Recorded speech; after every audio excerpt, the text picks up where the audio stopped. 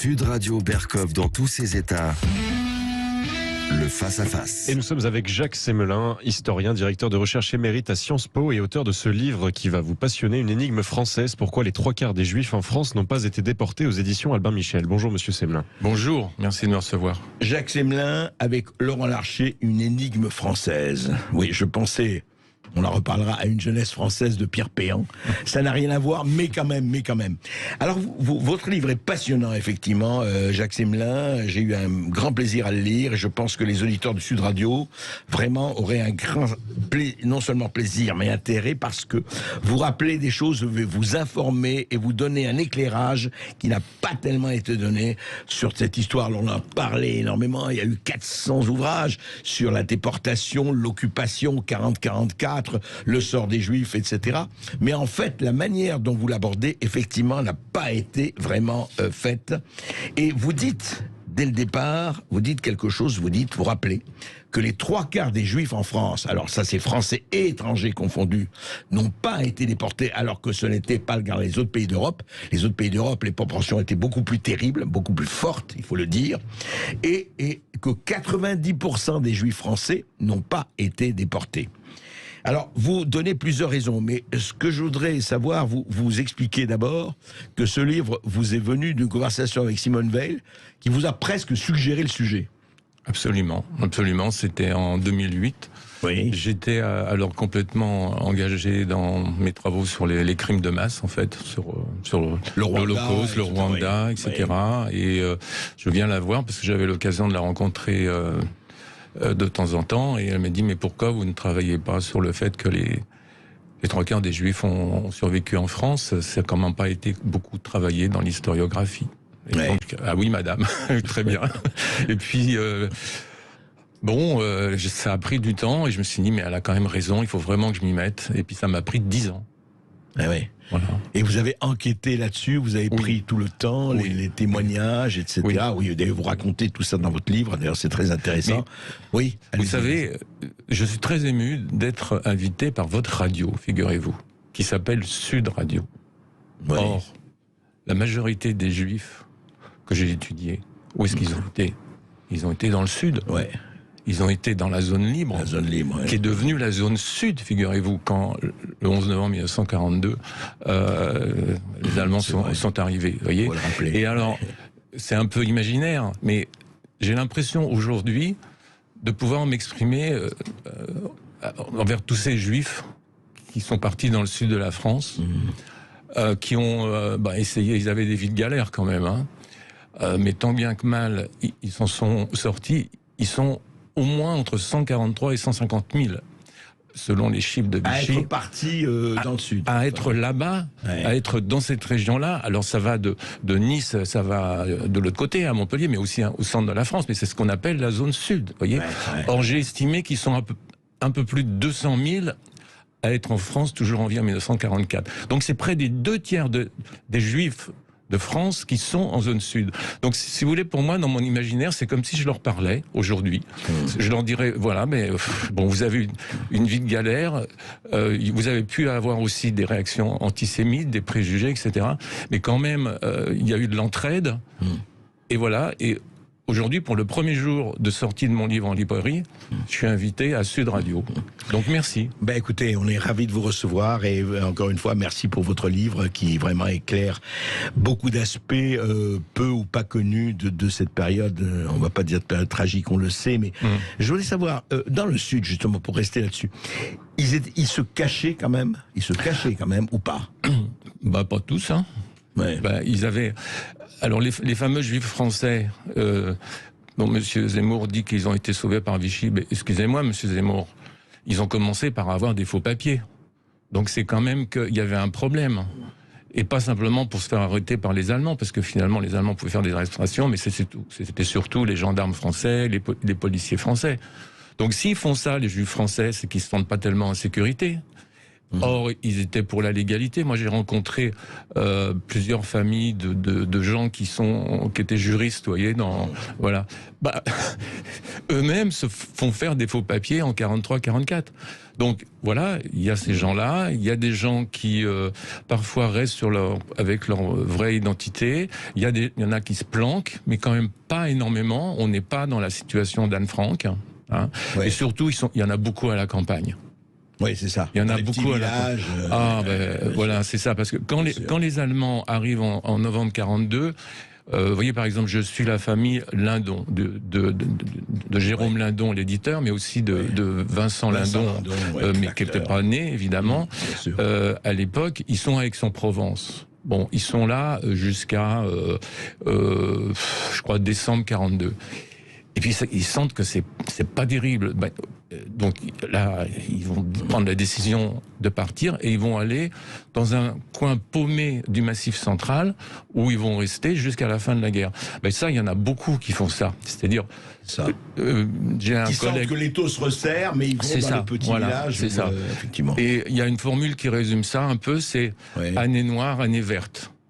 Vous voyez, donc il y en a beaucoup qui vont à la campagne. Mais bien sûr, il y en a qui restent en ville. Il y en a des gens à Marseille ils vont quitter Marseille, mais ils vont aller à 50 km de Marseille. Ils vont aller dans un patelin quelconque. Il y a 36 000 histoires. Moi, j'ai travaillé pendant 10 ans là-dessus. Vous voyez, et j'ai toujours été ému par toutes les histoires. Alors attention, ça ne veut pas dire qu'ils s'en sortent tous. Oui, parce que quand vous faites les entretiens avec ceux qui étaient enfants, tout ça, qu'on regarde l'histoire de la famille, mais il y en a qui ont été pris. Il y en a quand même. Il y a toujours une perte, il y a une tante, il y a un cousin, etc. Donc c'est pas une histoire rose que je raconte.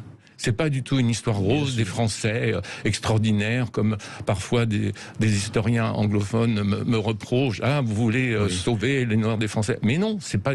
Moi, vous savez. Rien n'est tout blanc ou tout noir. Moi, ce que je trouve extraordinaire, cette généralisation. C'est-à-dire, ou dire, ah oui, la France est coupable de tous les crimes, ou dire, non, ils n'ont rien fait, tous des antisémites qui ont laissé. C'est cette caricature qui est grotesque. Et heureusement, vous n'entrez pas là-dedans, vous, justement. Écoutez, c'est ça. Vous savez, bon, c'est connu comme le loup blanc, je n'y vois plus. Bon, mais je vois pas noir, je vois gris. Je pense gris. Je pense gris. Vous voyez, je suis proche de la zone grise de Monsieur Primo Levi, c'est-à-dire que ces gestes d'entraide, oui, ça peut aller avec aussi des dénonciations, encore qu'elles ont été très exagérées en France, vous voyez. Donc il faut qu'ils se méfient, ils ont peur, etc. Ils essaient toujours de trouver des combines. Monsieur Zemmour ne parle pas. Bon, c'est vrai que je suis très heureux que vous commenciez par mon livre et pas par Monsieur Zemmour. Donc je vais lui faire des petites piques de temps en temps. Hein, voyez. Alors on va continuer, si vous voulez, juste et avec Éric Zemmour et le reste, parce que je vais vous interroger évidemment là-dessus, mais pas seulement. Juste après les informations, et on se retrouve et on a jusqu'à 14h avec Jacques Semelin pour une énigme française et une sacrée énigme. Et vous êtes nombreux à réagir sur le Facebook Live, notamment en citant par exemple l'exemple de Serge Gainsbourg et des enfants cachés dans les fermes ou d'autres exemples. Donc vous nous appelez au 0826 300 300, que ce soit pour poser des questions ou pour intervenir. Les Français parlent au français. Je n'aime pas la blanquette de veau. Je n'aime pas la blanquette de veau. Sud Radio Berkov dans tous ses états. Et l'historien Jacques Semelin parle aux Français. Il a déjà écrit sur ce sujet et je rappelle le titre parce que je vais lui poser une question très précise. Le titre, c'est une énigme française. Pourquoi les 3/4 des Juifs en France n'ont pas été déportés, ce qui n'a pas été le cas, on le sait, hélas, dans d'autres pays d'Europe. Il y a eu un quart qui ont été déportés. Toute déportation est terrifiante et lamentable et atroce. Mais alors justement, Jacques Semelin, essayons d'énumérer assez rapidement, nous avons beaucoup de choses à dire. Qu'est-ce qui fait pour vous, après votre enquête, ça fait 10 ans que vous dites, qu'est-ce qui fait que, justement, avec le régime de Vichy, on sait très bien, l'étoile jaune, on sait très bien, les Juifs pouvaient plus exercer telle ou telle chose. Enfin, on connaît tout cela a été dit, répété. Et qu'est-ce qui fait que, quand même, et heureusement, il y a eu quand même 3/4 des gens sauvés. Premier facteur, la capacité des Juifs à s'en sortir. On n'est pas dans le binôme bourreau-victime. C'est normal. Enfin, je veux dire, ça existe. La preuve, le Veldiv, etc. Mais ce qui est très intéressant, c'est de voir comment ces victimes peuvent devenir les acteurs de leur propre survie. Et qu'est-ce qu'ils font en premier? Eh bien, écoutez, je remets un coup sur Sud Radio et la zone Sud, ils s'en vont en zone libre. Parce que en zone libre, il n'y a pas les Allemands. Voilà. Ils ont tous compris qu'il fallait partir, en tout cas. Ils ont tous, pas tous, parce qu'il y a des juifs français qui sont restés à Paris. Il y a 40 000 juifs qui sont restés à Paris. Oui, et c'est un chiffre exceptionnel dans l'Europe nazie. Ouais. On n'a pas étudié encore ça. Vous savez, il y a encore du travail à faire. Ouais. Donc, voilà, l'aide aux brouillardise, il y a aussi de la chance. Il ne faut pas non plus... beaucoup de mes témoins disent on a eu de la chance. Oui, c'est vrai, mais il n'y a pas que de la chance. Deuxième facteur, l'entraide. Alors, l'entraide, elle est surtout à partir de l'été 42, c'est-à-dire au moment où on arrête les femmes et les enfants, parce qu'en 41, on arrête les hommes. C'est à Paris. On n'imagine pas qu'on puisse arrêter les femmes et les enfants. À partir de ce moment-là, il y a quelque chose. Il y a des préjugés antisémites dans ce pays, bien sûr. Il y a la xénophobie qui est très importante. On ne peut pas le nier, ça. Voyez. Et puis enfin, il y a eu depuis l'affaire Dreyfus, Drummond, il y a une tradition. Il y a une tradition, et d'ailleurs Vichy en joue. C'est absolument certain. Mais à partir du moment où on commence à arrêter des femmes et des enfants, que ce soit en zone occupée ou en zone libre, les gens sont choqués. Alors ça ne veut pas dire que tout le monde va aider, mais il y a un mouvement d'entraide qui se développe. D'accord. Ça fait deux. Mais après, si vous voulez, il faut prendre en compte d'autres facteurs. Par exemple je vous ai parlé de zone libre et zone occupée. D'accord. Bon. Mais savez-vous qu'il n'y a pas 2 zones en France en 1940 ? Il y en a 6. Personne ne l'a dit encore. Je présente les cartes qui le montrent. Vous voyez, par exemple, une des zones, c'est la zone Nord-Pas-de-Calais, les 2 départements du Nord-Pas-de-Calais. Eh bien, ils sont sous l'autorité de la Wehrmacht à Bruxelles, figurez-vous. À Bruxelles, oui, d'accord. Oui, bye bye la France. Bruxelles, oui, c'est ça. Voilà. Eh bien, les Juifs qui sont là, dans ces départements du Nord-Pas-de-Calais, leur chance de survie, dès le début, c'est pas une question de débrouillardise, etc. Dès le début, ils sont en très grand danger et leur risque de survie est beaucoup plus faible que ceux qui vont se trouver, par exemple, à Montpellier ou à Marseille. Voilà un autre facteur. Après, il faut prendre en compte le contexte international et les Allemands, leur but... La Shoah a commencé en Union soviétique, vers l'Union soviétique. On est à l'automne 1941. Et elle ne va pas commencer tout de suite en Europe occidentale. Donc il faut prendre aussi la visée des Allemands, la visée des nazis. Donc ça, je ne vais pas faire un cours là-dessus, ça serait trop long. Mais voilà, il faut prendre en compte finale, etc. Mais au fond, quand vous dites qu'il y avait 6 zones, non, juste un mot. Pour revenir sur l'entraide, etc. Et encore une fois, rien n'est noir et blanc, et heureusement, on le sait. Simplement, vous dites qu'à partir du moment où on a vu qu'on arrêtait aussi les femmes et les enfants, mais même avant, il y a eu, comme on dit, chez des gens, des gestes de solidarité, de cachet, etc., etc. Enfin, voilà. C'est ça, c'est-à-dire il y a 2 types de gestes à distinguer. Il y a les gestes spontanés de gens qui sont choqués, de gens choqués qu'on a. Et ça se joue au moment de la rave du Veldiv. D'accord. Surtout rentrez pas chez vous. Ou surtout tournez à gauche parce qu'il y a le quart de flic qui est à côté, quoi. Voilà. Bon, donc voilà, ça c'est documenté et Vichy s'en rend compte. Mais il y a aussi une sorte d'aide qui vient du fait des relations qui se sont établies entre juifs et non-juifs. Par exemple, dans les 2 premières années de la guerre, vous voyez tous ces gens qui vont vers le sud. Ils arrivent dans des villages, ils sont pas forcément bien acceptés, peut-être au début, etc. Ça prend du temps, mais après il y a des relations qui s'établissent, je dirais de voisinage, quoi. Bon, et quand à l'heure des arrestations de l'été 42, eh bien là ça joue. On voit des personnes du coin qui vont spontanément venir en aide à ces étrangers, puisqu'on les voit surtout comme des étrangers. Donc, voilà, ça c'est encore... Donc, bon, je vous ai parlé de la géographie, je voudrais vous parler de l'international, mais en fait, c'est ça mon travail. C'est-à-dire, moi... la question du pouvoir, oui, c'est important, tout le monde en parle, Vichy, etc. Mais il y a une multiplicité de facteurs qui vont expliquer la survie. Et à la fin, je ne dirais pas que 75% des Juifs ont été sauvés par les Français. Ça n'a pas de sens.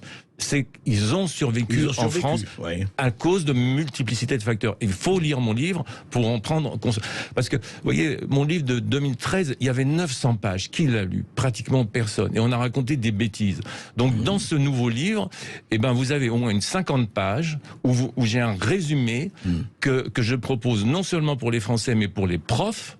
Parce que on pourrait parler de ce qu'on raconte à l'école sur ces sujets-là, c'est une vraie discussion. Donc voilà, j'espère que de cette façon, je parle aux Français. Alors justement, mais vous parlez aux Français, la radio elle est là, mon émission parle aux Français, et on parle du Sud et de la zone Sud, c'est parfait. Et je rappelle que votre livre sort aujourd'hui en librairie, donc vous voyez, c'est un beau cadeau, vous faites tout ça. Oui. Mais Jacques Semelin, parlons un peu des discours et des...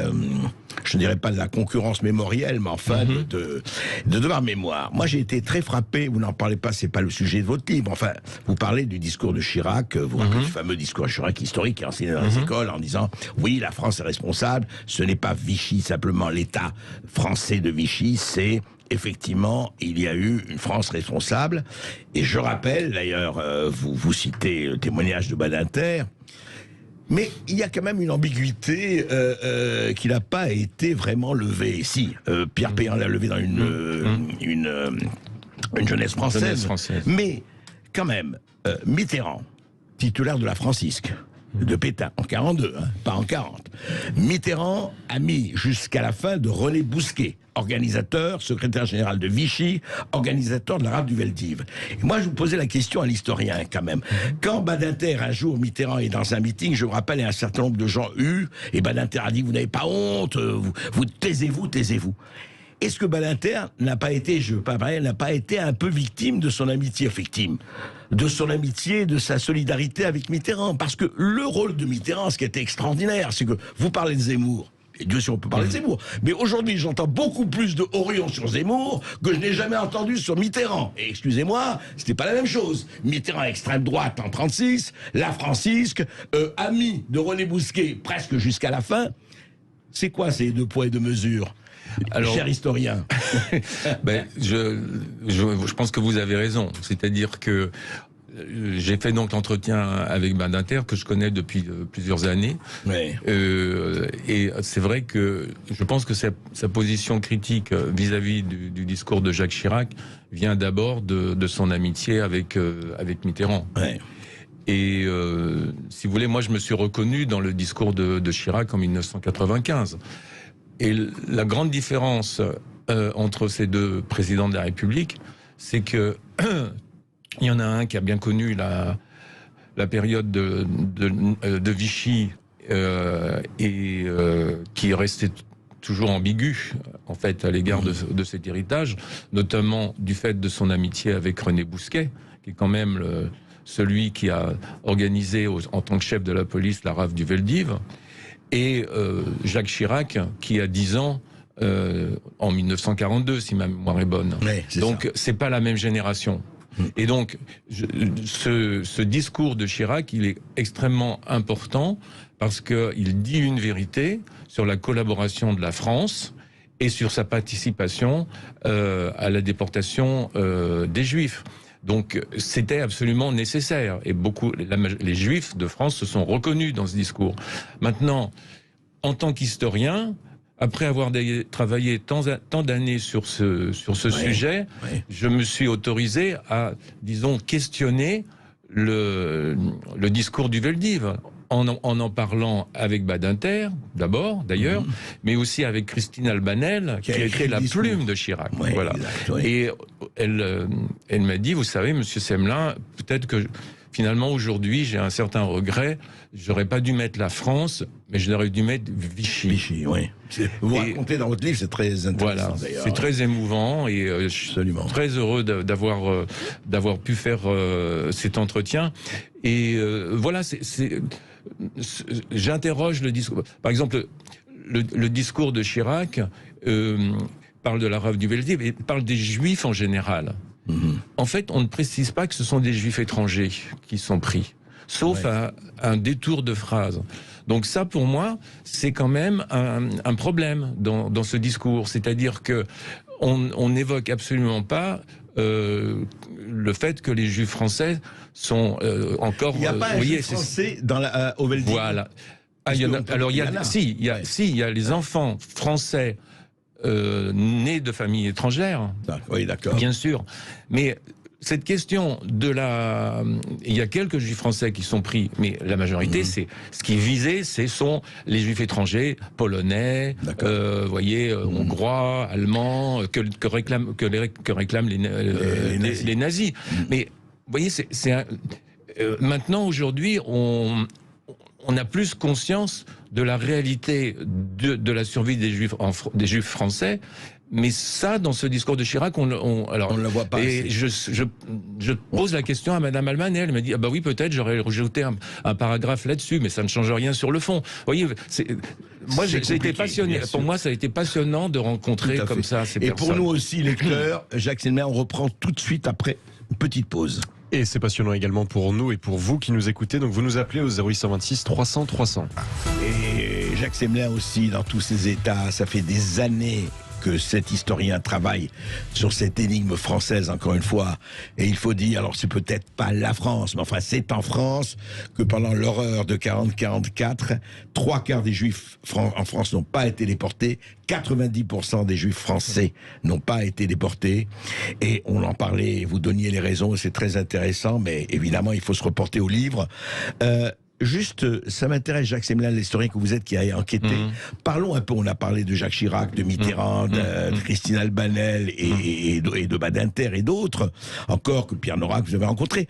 Mais je voudrais que les anonymes que vous avez rencontrés, les gens comme ça, qui ont vécu cela, ou les parents ont vécu cela, ou qui ont vécu cela enfant, bien sûr... quelle impression ça vous a fait? Qu'est-ce qu'ils gardent? Ils sont... je veux dire, ça les a évidemment marqués, mais ils sont, je dirais, révoltés, ils ont la distance. Qu'est-ce que vous avez senti? Écoutez, on sait qu'on n'a plus encore beaucoup de temps, mais ce que je veux vous dire, c'est la première chose, c'est que souvent, quand je vais les voir, ils me disent au début, mais M. Semelin, on n'a rien à vous dire, on n'a pas grand-chose à vous dire. Ouais. En fait, pourquoi? Parce qu'ils n'ont pas été déportés. Ouais. Et qu'on donne surtout la parole à des Juifs qui sont revenus de déportation. Ouais. Je dis non, mais ça serait quand même bien qu'on se voit pour que vous me racontiez l'histoire de votre famille et tout ça, etc. Bon, d'accord. Et puis là, l'entretien, il se finit pas, quoi. C'est la bobine. Ah oui, là, on n'a rien à dire, mais en fait, vous parlez... Ouais, voilà. Ouais. Et puis, il y en a qui préparent l'entretien, qui me donnent un document... Et en fait, je vois la souffrance arriver. Je vois ils ont eu des vies difficiles. C'est comme Pierre Nora, que je connais comme historien, comme collègue, et puis qui est très ému, en fait, au cours de cet entretien. Alors c'est quelqu'un qui est très contrôlé de lui-même, vous voyez. Donc voilà, ça. Et plus j'ai connu ces histoires, et plus je me suis identifié à eux, en fait. C'est-à-dire j'ai eu l'impression de vivre avec eux, de connaître leurs galères et des moments... Ça n'a pas été que ça. Attention, ils vivent aussi. Hein. Oui, bien sûr. Voilà. Mais ils ne vivent pas que dans leur passé. Non, c'est ça. Et puis, ils ont quand même parfois des bons souvenirs. C'est-à-dire, on ne peut pas être toujours dans la personne. En fait, vous voyez, on dit les Juifs non déportés. Et ces Juifs qui ont été persécutés en France. Voilà. C'est ces Juifs. Mais ils n'ont pas été... Ils ont eu la chance de ne pas être déportés, sauf quelques membres de leur famille. Et puis dans leur village, certains ont vécu des choses bielles dans leur village. Il y avait des paysans, tout ça. Il y avait une vie, enfin, ça l'est paradoxal, une vie calme. Enfin, entre guillemets, bien sûr, beaucoup de guillemets. Bien sûr, et c'est un membre de la famille Lindon, Denis Lindon, qui me dit à la fin de notre entretien, c'est quand ils sont dans le Massif central, vous savez, monsieur Semelin, je crois que je ne l'ai jamais dit, mais il a 16 ans à l'époque. Une des plus belles années de ma vie, ça a été quand j'étais à la campagne. Parce que je découvrais la campagne, quoi. Et en même temps, il préparait son premier bac, le bac up. Donc, vous voyez, donc, ces souvenirs, ils sont très... Moi, si vous voulez, durant ces années, j'ai l'impression d'avoir vécu avec eux. Voilà. Dans une ancienne vie, figurez-vous que j'étais psychologue. Bon, puis je me suis réincarné en historien, mais tout va bien. Hein.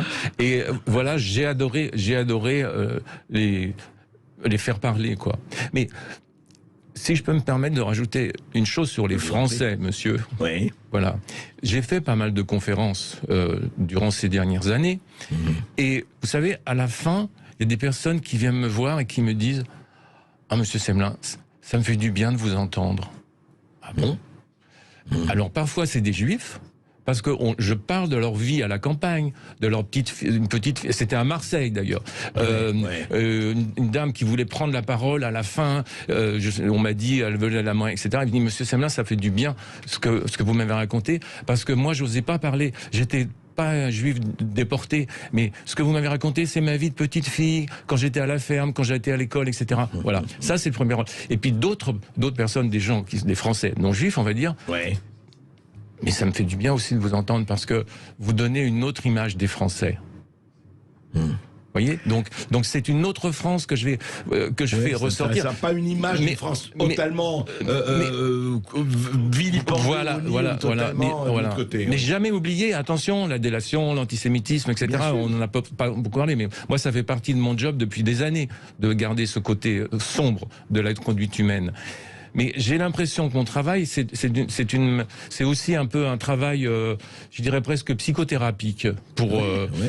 Vous faites de la thérapie de groupe. J'ai eu plusieurs fois d'impression dans des conférences d'être là pour écouter et recueillir des choses et de faire du bien aux gens. Alors peut-être que mais c'est mon impression, c'est mon expérience. Non, mais c'est en ça que votre livre n'est pas un livre manichéen, c'est aux antipodes du manichéisme et du blanc et noir.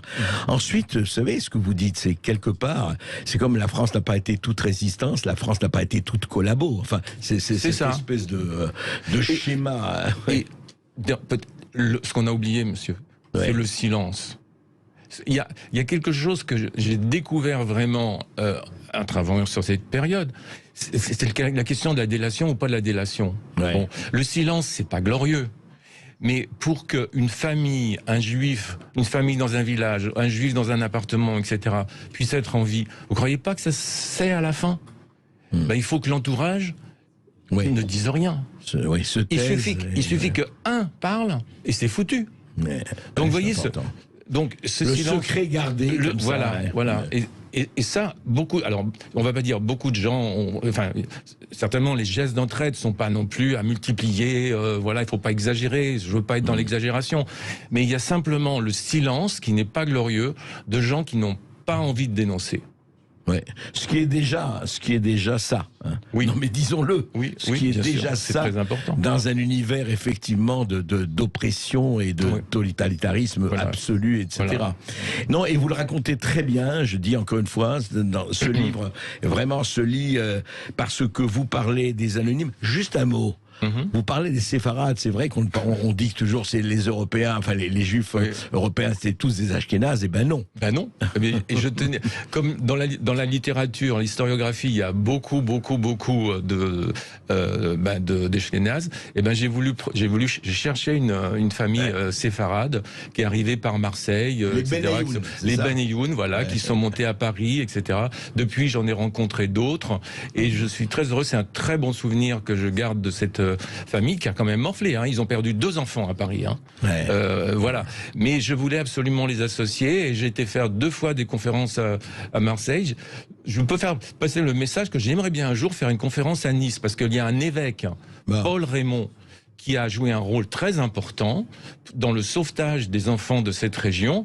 Je ne sais pas si c'est suffisamment connu, mais il n'a pas protesté en 1942, mais ça n'a pas empêché d'être très actif en 43. Et quand un juif de Syrie d'ailleurs, Moussa Abadi, vient le voir, il dit Monsieur l'évêque, il faudrait quand même sauver les enfants. Il dit banco et il ouvre son archevêché à Moussa Abadi et son amie Odette Rosenstock, une femme médecin. Et finalement, ils ont pris en charge, on ne sait pas combien, mais au moins 200 enfants qui ont été sauvés grâce à leur intermédiaire. Justement, à rappeler tout ça, écoutez, Monsieur Christian Estrosi, vous avez entendu Monsieur Jacques Semelin, l'invitation est lancée et on attend votre réaction prompte. On transmettra. Et on se retrouve dans un instant et c'est maintenant que vous allez prendre la parole en nous appelant au 0826 300 300. Sud Radio, Berkoff dans tous ses états. Appelez maintenant pour réagir 0826 300 300. Sud Radio, Berkoff dans tous ses états. Et on va dans le sud-ouest à Bordeaux avec Françoise qui nous appelle. Bonjour Françoise. Bonjour Françoise. Bonjour à tous les trois. Je vais essayer de me reprendre parce que je suis très émue. Je suis allée à la commémoration à la synagogue de Bordeaux dimanche. C'était donc il y avait les élus, donc c'était très bien. Il y a eu de discours, mais je n'ai pas de réponse par rapport à la rafle. C'était la rafle du 10 janvier 1944 à Bordeaux. Vous parlez de Bordeaux là. À Bordeaux, oui, de ma mère et puis de sa famille, 5 personnes, adultes et enfants. Et il y a d'autres personnes, enfin, soit qui sont revenues, soit qui n'ont pas été, raflées. Et donc, je n'ai pas de réponse. Par rapport, je veux dire... Par rapport à quoi vous cherchez une réponse par rapport à quoi? Oui, dites-moi. Eh bien, par rapport à celles qui ont échappé à cette rafle, mais je pense que ceux qui ont été pris, enfin les personnes qui ont été prises, donc la famille de ma mère très proche, la grand-mère, les filles et puis les enfants, 5 personnes. Ma mère, en fait, je pense qu'ils ont été, c'est parce que ils ont eu la, enfin, ils ont été dénoncés. Attendez, dites parce que vous cherchez vos mots là, non? Pas dénoncés, ils se sont dénoncés eux-mêmes parce que c'était au commissariat, c'était prévu ils ont dit qu'il n'y avait pas de problème, mais il fallait que ils disent qu'ils étaient juifs. Et donc en fait ils ont eu ils ont cru qu'ils seraient protégés en disant qu'ils étaient juifs, c'est ça? Enfin, qu'il n'y aurait pas de conséquences désastreuses, quoi. Voilà. Et donc, en fait, mais ça a été le contraire. Mais ma mère, en fait, elle a été internée politique à Mérignac parce qu'en fait, elle était à ce moment-là, elle était l'épouse d'un catholique. Et donc, c'est vrai qu'on peut dire que Papon a fait le tri, ça c'est vrai. Et donc elle a été internée de janvier à avril 1944.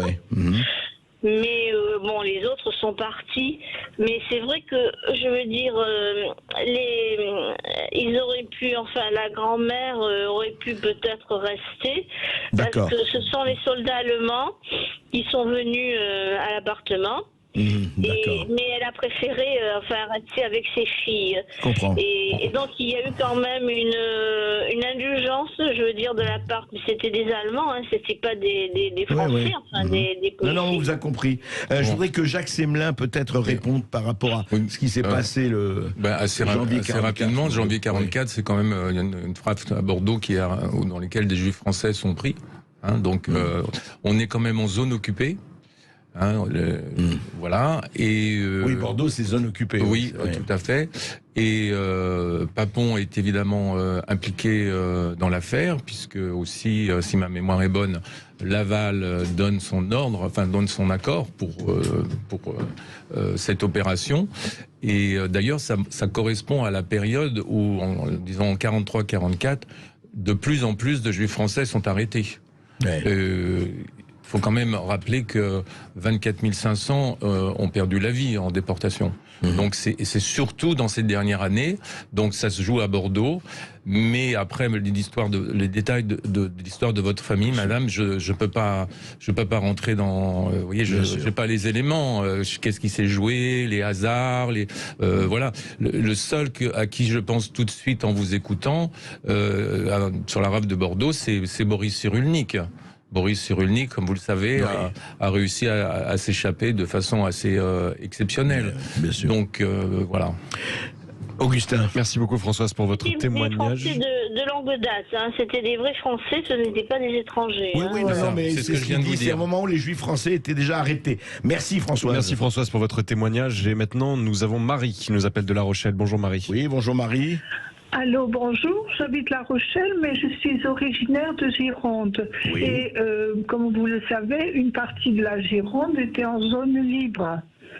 Et je voudrais rendre hommage à une secrétaire de mairie qui s'appelait Madame No, qui habitait un village, un très petit village Saint-Quentin-de-Caplon, en Gironde. Oui. Et le jour où elle a reçu un courrier des autorités vichysoises lui demandant de lister les personnes de confession juive du village, elle a tout simplement mis ce courrier à la poubelle.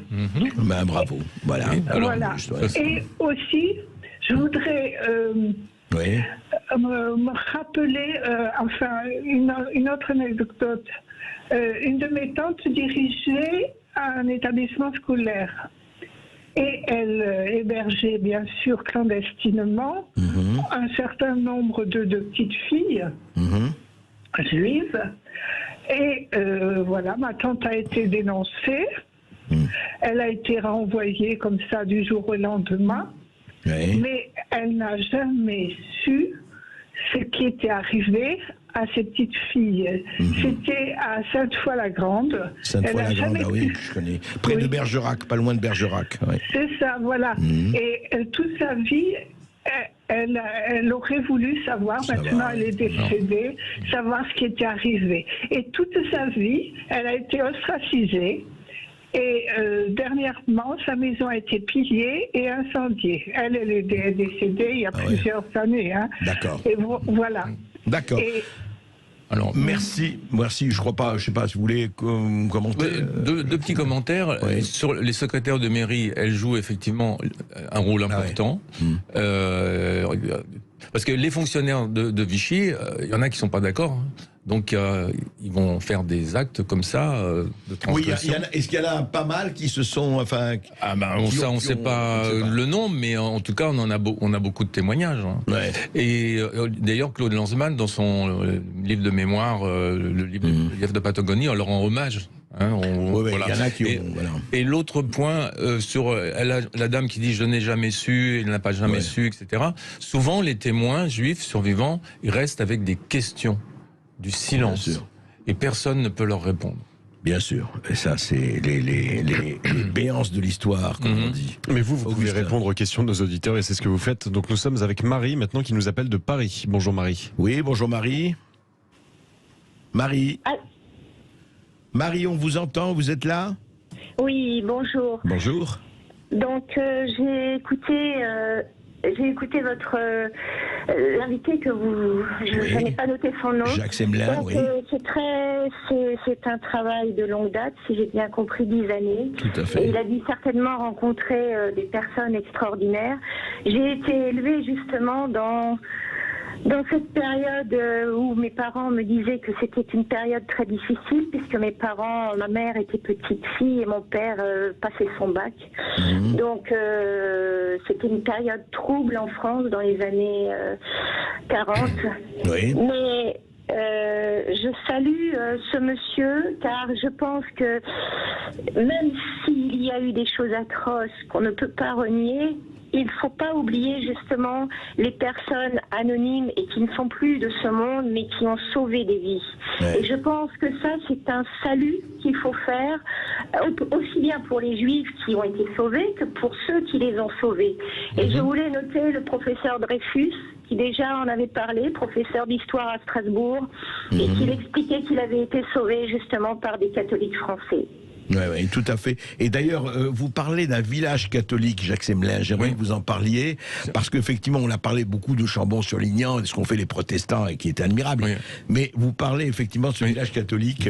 Alors, il s'appelle Chavannes-en-Paillé. C'est dans la Vendée profonde, donc la Vendée catholique. Et j'ignorais totalement l'histoire de ce village, où il y a probablement 40 ou 50 enfants juifs qui ont été pris en charge. Et la petite anecdote que je peux rajouter, c'est que la première conférence que j'ai fait sur mon livre de 2013, c'était dans un centre à Paris, et le monsieur voulait absolument que je vienne et tout, et puis bon, ça s'est très bien passé, il y avait beaucoup de monde, et en revenant, il me raccompagne chez moi, et en voiture, il me dit, vous savez pourquoi je voulais vous inviter? Ah non, parce que j'ai vu vous parler du village de Chavagne-en-Paillé, et je suis resté toujours attaché à la dame qui s'est occupée de moi, et je l'ai toujours appelée ma mère de guerre. Alors là, la mère de guerre, c'est beau. On ne s'est plus rien dit dans la voiture. L'impression qu'il avait tout dit. Oui, allez-y. Est-ce que je peux rajouter quelque chose? Oui, Marie, allez-y. Oui, je vais vous dire, en écoutant ce monsieur, j'en ai même des frissons. C'est Jacques Semelin, hein. Oui, ce monsieur. Oui, moi je suis catholique. Surtout avec ce qui se passe aujourd'hui, c'est vrai que c'est pas toujours très agréable d'entendre ce que l'on entend. Ce qui veut dire qu'il y a du bien partout et du mal partout. Mais avec votre livre, monsieur, je crois ceci, c'est que quand on arrive en fin de vie et qu'on n'a pas pu dire ces choses si intimes et si profondes, et là je vais parler d'amitié, je pense que quand vous avez des gens qui vous sauvent la vie, c'est ta vie. Eh oui, bien sûr que c'est ta vie. Ma mère de guerre, c'est ma mère à vie, devait dire ce monsieur, hein, c'est bien ça. Et moi je salue toutes ces personnes qui ont sauvé justement tous ces enfants, toutes ces personnes. Oui, il y a eu d'autres choses atroces, mais n'oublions pas les choses positives et les choses qui ont les gens qui ont sauvé les vies des autres. Oui, bien sûr, Marie. Mais c'est ce que fait des livres comme celui de Jacques Semelin, et le montre. Bravo, bravo. Merci pour tous vos témoignages. Vous continuez à nous appeler jusqu'à 14h au 0826 300 300. À tout de suite. Sud Radio. Sud Radio. Parlons vrai. Parlons vrai. Sud Radio. Parlons vrai. Sud Radio Berkov dans tous ses états. Et nous allons maintenant à Perpignan avec Alain qui nous appelle. Bonjour Alain. Oui, bonjour Alain. Bonjour Monsieur Berkov. Je vais essayer de faire court. Hein. Allez-y. C'est une question que je veux poser à votre invité. Oui. Mon père s'est évadé pendant la guerre, la guerre de 39-45. Oui. Il est parti vers l'Europe de l'Est et c'est ce qui lui a permis de revenir par l'Italie, de ne pas se faire attraper. En cours de route, en pleine forêt, il a rencontré de nuit un déserteur alsacien de l'armée allemande. Oui. Il avait 20 ans. Mon père était déjà officier. Il l'a pris sous sa coupe et ils sont partis jusqu'à Bucarest. À Bucarest, mon père a continué et il a laissé donc cette personne à l'ambassade de France. Il était de Vichy. Hein. Mon père s'est sauvé parce qu'on l'avait averti, le chauffeur d'ambassade avait averti que l'attaché militaire l'avait dénoncé. Petite histoire, il l'a retrouvé en manœuvre quelques années après en Tunisie. Mais tout ça pour vous dire que mon père a retrouvé cette personne, ce jeune-là, et ils sont restés amis jusqu'à la fin. Et j'ai écouté, moi j'étais gosse, ces discussions. Et cette personne a épousé une personne, je ne sais pas si elle était juive ou non, lui s'appelait Meyer, qui était à Berlin, à la chute de Berlin. Oui. Donc c'était à la fin de la guerre. À la fin de la guerre, à Berlin, les Juifs se promenaient encore avec l'étoile jaune. C'est-à-dire qu'il y avait des Juifs qui se promenaient à Berlin. Ah oui. Alors c'est quelque chose qui paraît invraisemblable. Je n'ai pas eu d'autres informations à ce sujet. C'est pour ça que j'aimerais demander à votre invité s'il a eu vent du fait qu'il restait encore des Juifs à Berlin, à la chute de Berlin. Est-ce qu'il y avait encore des Juifs à Berlin, vous pensez? Mais c'est-à-dire que Berlin était libéré déjà, là, à ce moment-là? Non. Oui. Cette personne vivait à Berlin. Écoutez, moi je ne suis pas spécialiste des Juifs à Berlin, c'est le moins qu'on puisse dire, mais vous savez, à Berlin, ils ont quasiment tous été éliminés. Hein. Donc, ça, je suis d'accord avec vous, mais je ne l'ai pas, on ne me l'a pas raconté. Moi, mais ils parlaient entre eux, et donc c'est une information mais en tout cas, ça ne signifie pas une clémence. Ça ne signifiera pas une clémence du régime hitlérien. Non. Alors voilà, donc on est un peu. Non, on a bien compris. Vous posez la question. Oui, je suis d'accord. Mais personne, vous savez, personne ne sait. C'est un témoignage que vous avez entendu. Ça semble étonnant maintenant. Personne d'entre nous ne peut affirmer ou confirmer. Ça me paraît effectivement étonnant, mais voilà. En tout cas, Berlin en 44-45 savait déjà très longtemps qu'ils avaient réglé, fondamentalement réglé la question, ce qu'ils appelaient la solution finale. C'était déjà depuis 3-4 ans. Oui, mais il y en a quelques milliers ou centaines qui vivaient dans la clandestinité. Oui, peut-être, probablement. Et nous allons maintenant donner la parole à Ben qui nous appelle de l'Hérault. Bonjour Ben. Oui, bonjour Ben. Oui, bonjour Monsieur Berkov, bonjour à votre invité. Voilà, je me permets de réagir parce que, par rapport aux Juifs étrangers, c'est pas tout à fait exact. Parce qu'il y a eu des juifs français qui ont été aussi déportés, c'était des enfants. Il y avait des enfants de ces juifs étrangers qui étaient français, et ils étaient nombreux. Et puis deuxièmement, ce que je voulais rajouter, c'est que, écoutez, qu'on soit juif étranger ou juif français, on a déporté des juifs. On a déporté des juifs.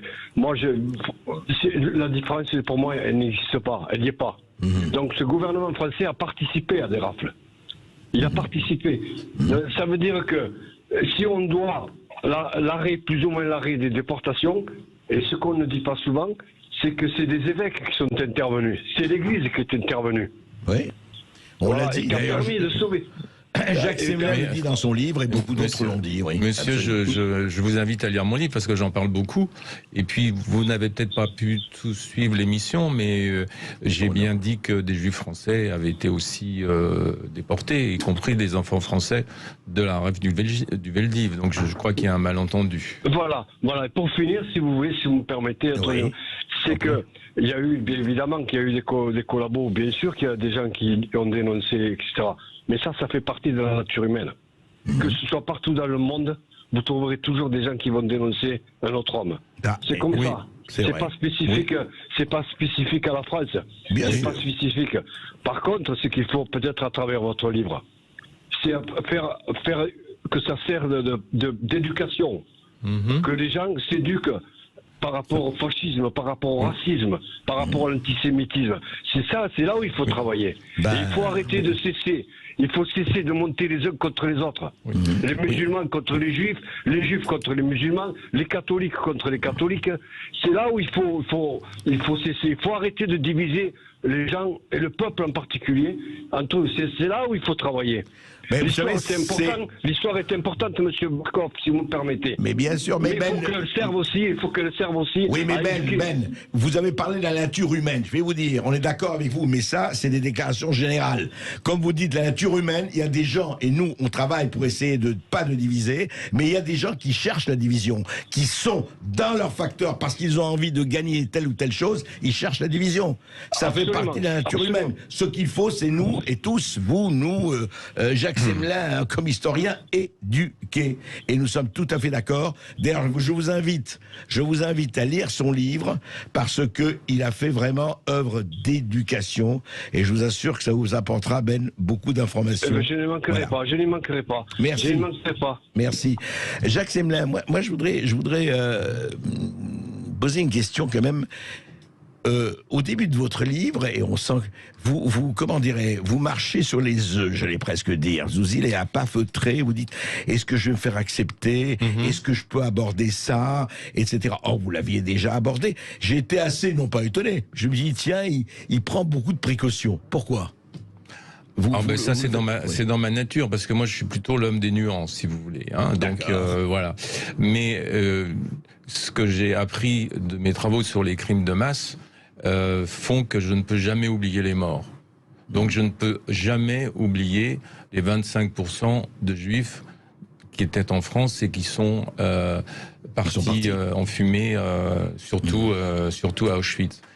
Mais mon travail, et je crois que je suis l'un des rares historiens à l'avoir fait, c'est d'être passé de l'autre côté, si j'ose dire. C'est de m'intéresser à ceux qui ont survécu. Alors, comme je l'ai dit, ils ont pu avoir des vies de galère. Mais cette mémoire des Juifs non déportés reste encore peu développée dans notre pays. Et ce que je voudrais, à quoi je voudrais que mon livre serve, c'est qu'on arrive à une sorte de traitement équilibré du souvenir. Pour moi, c'est une expression que j'aime, que j'adore. Traitement équilibré. C'est-à-dire que, du souvenir, ça veut dire. C'est-à-dire que on parle des morts, mais aussi, en même temps, on parle de ceux qui s'en sont sortis.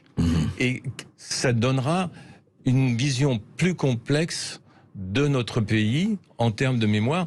Et là, c'est un message pour l'éducation nationale, puisqu'on a vu. Moi, j'ai fait des petits tests auprès des élèves.